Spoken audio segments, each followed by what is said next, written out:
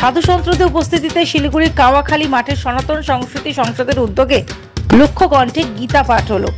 সাধু সন্ত্রদের উপস্থিতিতে শিলিগুড়ির কাওয়াখালী মাঠে সনাতন সংস্কৃতি সংসদের উদ্যোগে লক্ষ্য কণ্ঠে গীতা পাঠ হলো। এদিন এই লক্ষ্য কণ্ঠে গীতা পাঠে সারা ভারত থেকে প্রায় 1100 জন বিশিষ্ট সাধু সন্তরা এসেছে। এর পাশাপাশি ওই দিন উপস্থিত ছিলেন বিজেপি সাংসদ সুকান্ত মজুমদার, দার্জিলিং এর সাংসদ রাজু বিস্ত, অর্জুন সিং, শিলিগুড়ির বিধায়ক শঙ্কর ঘোষ সহ উত্তরবঙ্গের বিধায়ক থেকে শুরু করে সাধারণ মানুষ।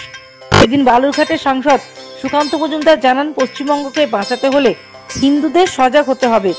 অন্যদিকে এদিনের লক্ষ্য কণ্ঠে গীতা পাঠ অনুষ্ঠানের মধ্য দিয়ে বাংলাদেশে হিন্দুদের পীড়িত মানুষদের পাশে থাকার অনুরোধ জানান। ব্যুরো রিপোর্ট, দৈনিক ইন্ডিয়া নিউজ।